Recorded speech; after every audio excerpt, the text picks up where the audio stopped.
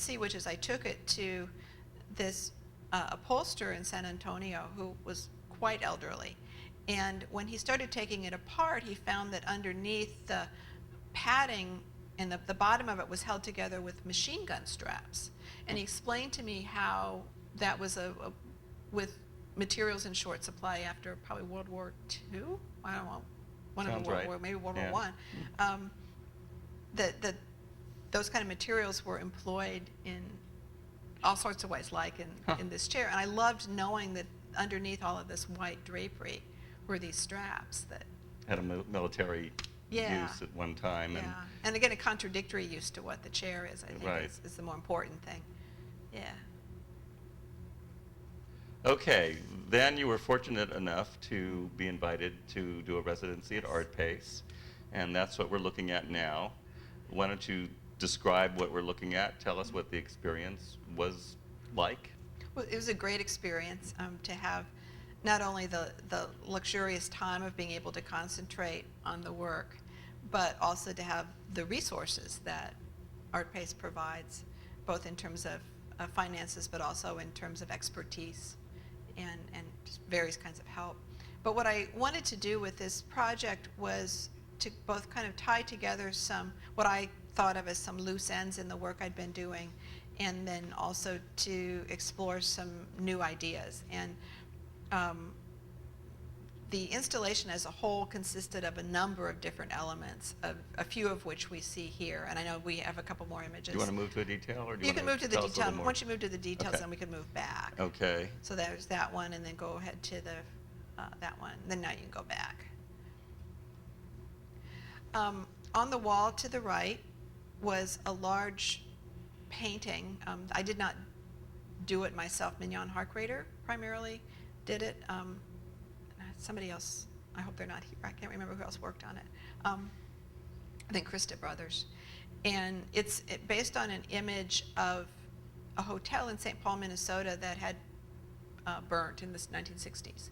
And there's a phenomena in cold climates when things catch on fire in the winter, which they frequently do because of electrical malfunctions, heater malfunctions. The firefighter's water freezes on contact. So you again have this, in this case, a paradox really between the burnt object and the ice on top of it. And I wanted to introduce into that site of Art Pace in San Antonio a kind of image that was contradictory to our locale. And our climate. And our climate, yeah. So that was the kind of initiator of that particular image, which serves as a backdrop for all the other elements. And the kind of centerpiece of the installation are these large green pools of poured rubber. They look very wet, but you can pick them up and take them away like that spilled ketchup or fake vomit that you put on your computer. Is it the same material? Is it latex or something? It's not latex per se, but it's a particular two-part kind You're familiar with rubber. the Linda Benglis's from the late 60s? Yeah.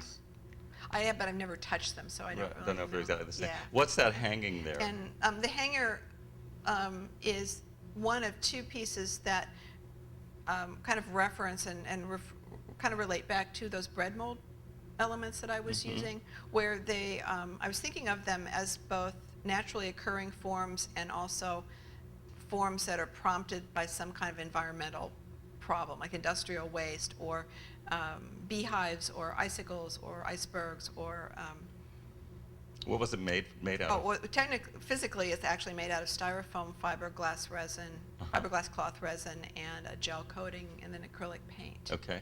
So there's the detail now. These are butterflies? they're cast bronze butterflies. They were not cast directly from a living, not living obviously, but from an actual butterfly, because for a couple different reasons. but one primary reason was, although I could have ordered a number of butterflies and done it, they don't hold enough detail, and I just didn't want to do it that way. So Jane Lawrence and I together made a number of wax butterfly bodies. Okay. And paper wings with die-cut veins, and they're realistic enough. They're not. I think if you study them closely, you realize that they were fabricated. But they're cast in bronze and then coated with aluminum paint. So I was more interested in the industrial nature of aluminum than the artistic material of bronze, but bronze was what they needed to be cast in. So. And then this component. I was also interested that I'm frequently in my work in general, from everything we've seen and what we're going to see, interested in elements that are familiar or even overly familiar that we think we understand, and seeing if I can somehow subvert that in some fashion or give it a new layer of understanding. And certainly butterflies are a great example of something that they're ubiquitous, they're endlessly studied and endlessly described both poetically and scientifically, and consequently might also be thought of as being somewhat trite as an image. And so I was really interested in seeing what I could do with all of that. And one of the things that I learned at some point was that while we think of butterflies as nectar feeders who flit from flower to flower, which is part of their romantic image, but they are liquid feeders, and they feed not only on nectar but also on urine and carrion and all sorts of things that we don't normally associate them with. And so that's where the green pools came about, as a kind of toxic spill of some kind. And then there's a detail of these butterflies which are mating, which is why they're called frozen forever, because they are frozen in There we are. mating position forever. Why did you decide to not leave a space between frozen and forever? I like the alliteration. Okay. And I think that the lack of space encouraged that. Okay. That's the poetry again. Yeah, I guess so. Okay. Same here. Now we're moving We into do the that a new lot. millennium, and an important shifting starts to take place that's going to take us to sort of your more current concerns. So what are we looking at? It's another title without spaces, Now or Never. Tell us about it. When I came out of my art pace project, as I was saying, I would wanted to tie up some loose ends and loose thoughts for myself. And as is probably obvious by now, is I generally have not worked in series where each thing I make is really extremely similar to the thing that preceded it or is made at the same time. That I think more in terms of what I can make that relates to the previous work in some way. But when I came out of the art pace project, I was at a point in my practice where I really wanted to return to a way of working in which I was in pretty much control of it from start to finish, rather than designing things and then releasing them to fabricators. Okay. And I also wanted to give a lot more attention, and this doesn't relate to this piece so much, but I wanted to start giving a lot more conceptual and visual attention to the role of color, because that's always been really important to me, and I wanted to explore it further and have it play a much more important role in my work. So at this time that this is my first felt piece, and simultaneous with this piece, I had started doing the drawings based on ink blots that we're going to see. And so I wouldn't have done this piece had I not been doing that. Now, were you familiar with Bruce Conner's drawings already? I was. Yeah. I wouldn't say that I was particularly influenced by them because their motivations are so different. I Right. love them. Right. You know, that little Well, detail. I mean, also, obviously, you're attracted to the Rorschach ink blot. Well, actually, the way that all came about, and we might be getting ahead of ourselves here, but I think it's important even to understand this Well, because piece. you can even see it in this one. Exactly, Yeah. and it's very important to this piece, actually. I was interested in that combination of the random or accidental and the controlled, which again has kind of permeated my work for a long time. And in exploring that issue in a variety of ways with the goals that I had in mind, which was to kind of move away from the fabricated work, that I decided, and again working with things that are seemingly familiar, I started playing around with the ink blot. And that, of course, prompted people to ask about the Rorschach connection, which meant that I needed to know a lot more about Rorschach than I did at that time. And what I think is most important is not that those pieces have a relationship specifically to the Rorschach test, but rather that the Rorschach test is one of many things that has to do with ink blots.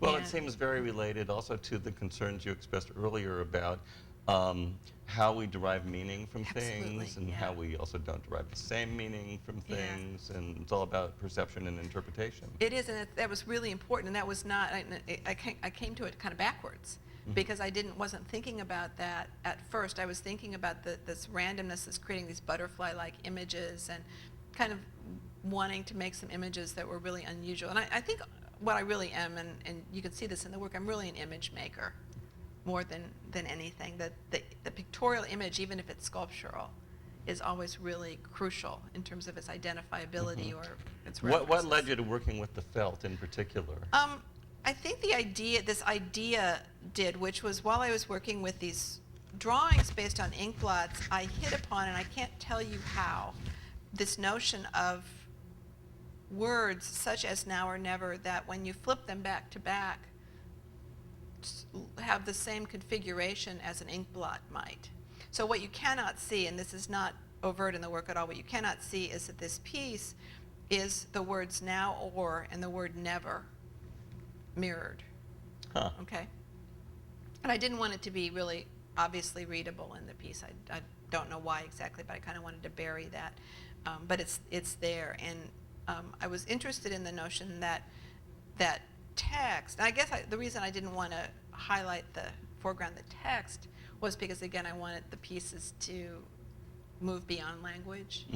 But that basis of it is in language. And I was fascinated by the idea that with ink blots, they are symmetrical, but they're not mirror images. And I'm as interested in the differences between the two sides as the similarity. And so I felt like the words were operating in the same way. Well, that's very interesting too when you think about just the human face and how our eyes are not identical, Yes. and if you really Yeah. when you look at portraits of people and you start to really notice one eye is squinting, one eye is wide open. And they do that thing where they take one half of the face and flip it, and that makes it completely different. Right, and then there's of course that look. image that Jasper Johns and others use with the goblet and the noses and whatnot. Yeah. Okay, let's. Okay, so here's where you're really going back to very hands-on, very.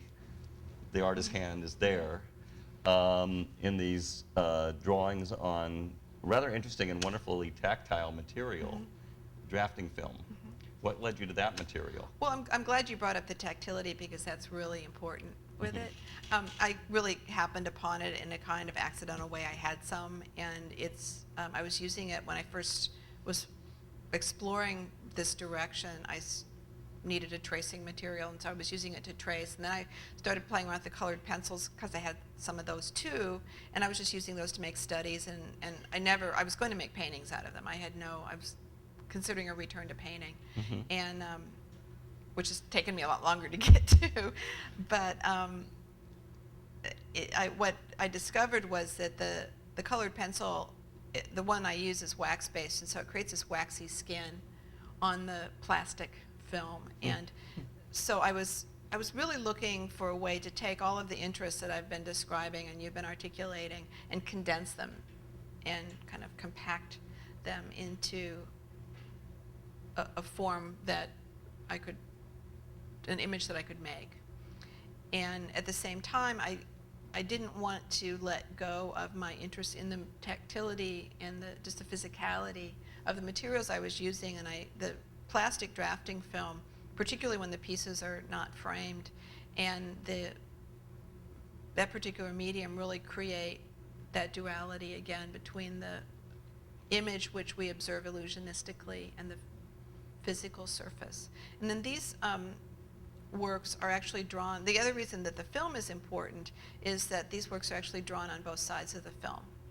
So that as the ink blot is a doubled image. Are you using a light box or something? How are you doing that? I do now. You mean to draw do on it? both sides? Well, the process is this, that I start with, I have a catalog of about 200 ink blots on bond paper and regular ink that I've made, and I've devised some ways to encourage. So you've actually you've made actual ink blots to find your compositions, yeah. and then you work from those. Yes. Okay. And they're not